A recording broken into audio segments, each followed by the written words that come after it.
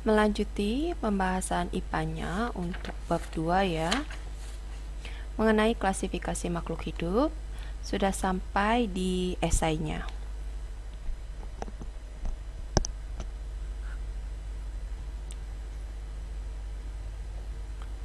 Soal esai nomor 1, tuliskan 7 ciri makhluk hidup.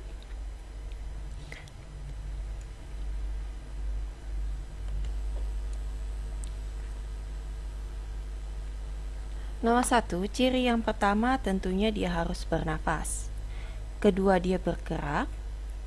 Ketiga, iritabilitas atau peka terhadap rangsangan. Makan dan minum. Tumbuh dan berkembang biak. Dan yang terakhir adalah beradaptasi. Tadi bernafas. Yang kedua, bergerak. Ketiga, iritabilitas atau peka terhadap rangsangan. Yang keempat, makan dan minum. Kemudian tumbuh dan berkembang.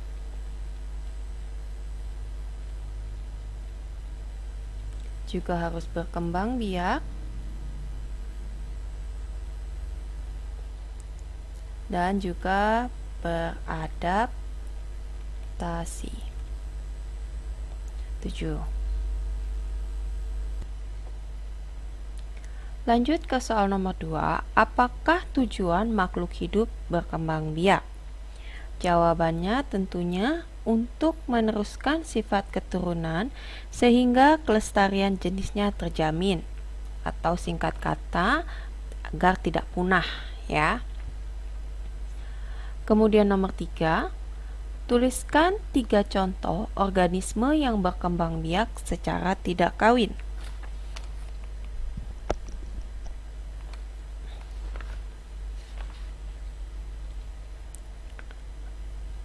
Membelah diri, ada amuba, kemudian fragmentasi, ada planaria atau cacing ya, cacing planaria. Yang ketiga, tunas, ada hidra. Nomor 4, tuliskan fungsi makanan bagi makhluk hidup. Jawabannya ada 4. Yang pertama, sebagai sumber energi. Yang kedua, sebagai bahan penyusun komponen tubuh. Ketiga, sebagai pelindung tubuh terhadap lingkungan. Dan yang keempat, sebagai pengatur kerja alat-alat tubuh. Nomor 5, apakah yang disebut dengan oksidasi biologi? Jadi, oksidasi biologi adalah reaksi suatu zat dengan molekul oksigen untuk menghasilkan energi. Ulangin ya. Jawaban nomor 5, oksidasi biologi adalah reaksi suatu zat dengan molekul oksigen untuk menghasilkan energi. Nomor 6, apa yang terjadi jika tumbuhan dan hewan tidak dapat berkembang biak? Tentunya akan punah dan kelestarian jenisnya tidak terjamin. 7. Rangsang apa yang menyebabkan daun petai Cina menutup daunnya pada sore hari? Jawabannya adalah intensitas cahaya yang berkurang. Nomor 7, Nomor 7 sudah ya tadi. Sekarang nomor 8. Jelaskan arti pertumbuhan dan berikan contohnya.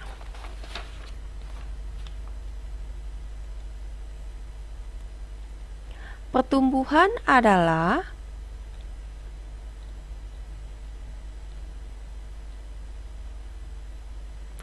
proses pertambahan ukuran, volume, dan massa yang bersifat irreversibel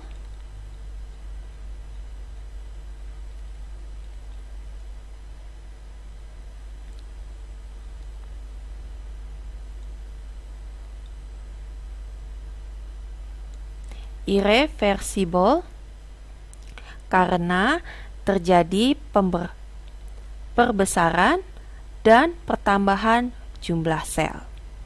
Ulangin. Pertumbuhan adalah proses pertambahan ukuran, volume, dan massa yang bersifat irreversibel karena terjadi perbesaran dan pertambahan jumlah sel. Contohnya, yang pertama pertambahan tinggi batang, lalu pertambahan jumlah daun. Nomor 9. Jelaskan perbedaan antara tumbuhan hijau dengan hewan dalam memperoleh energi. Jawabannya adalah tumbuhan menyerap energi secara langsung dari sinar matahari melalui fotosintesis untuk mengubah bahan anorganik menjadi energi kimia dalam bentuk bahan organik atau makanan. Ulangin ya, tumbuhan menyerap energi secara langsung dari sinar matahari melalui fotosintesis untuk mengubah bahan anorganik menjadi energi kimia dalam bentuk bahan organik atau makanan. Itu tumbuhan atau tumbuhan hijau. Sekarang yang hewan memperoleh energi dengan cara mengkonsumsi bahan organik dari tumbuhan atau hewan lain. Ulangin ya. Hewan memperoleh energi dengan cara mengkonsumsi bahan organik dari tumbuhan atau hewan lainnya. Nomor 10. Kuncup bunga bermekaran pada pagi hari. Jelaskan bahwa hal tersebut menunjukkan ciri makhluk hidup. Jawabannya, kuncup bunga bermekaran termasuk gerak yang merupakan salah satu ciri makhluk hidup. Nomor 11. Jelaskan perbedaan gerak tumbuhan dan gerak hewan. Kita bahas yang nomor 11 tumbuhan dulu. Seperti ini ya, tumbuhan, kasih tanda panah. Tumbuhan bergerak tidak berpindah tempat, melainkan merupakan pertumbuhan atau merupakan respon terhadap rangsangan cahaya, sentuhan, gravitasi, atau keberadaan air. Lalu di bawahnya strip lagi hewan, kasih tanda panah. Hewan bergerak dapat dengan berpindah tempat karena memiliki alat gerak, misalnya kaki, sayap, atau sirip. Nomor 12. Jelaskan persamaan dan perbedaan pernapasan pada manusia dan juga tumbuhan. Kita kasih strip lagi yang pertama, tulis persamaan, kemudian titik 2. Persamaannya mengambil oksigen dan melepaskan karbon dioksida. Jadi persamaannya mengambil oksigen dan melepaskan karbon dioksida. Lalu strip yang kedua berarti perbedaannya. Perbedaannya, manusia memiliki alat pernapasan berupa paru-paru, sedangkan pada tumbuhan, udara pernapasan masuk dan keluar melalui lentisel, kurung buka, pada batang, kurung tutup, dan stomata. Dikasih keterangan juga ya, kurung buka, pada daun, kurung tutup. Kita ulangi. Perbedaannya, manusia memiliki alat pernapasan berupa paru-paru, sedangkan pada tumbuhan, udara pernapasan masuk dan keluar melalui lentisel, pada batang, dan stomata pada daun.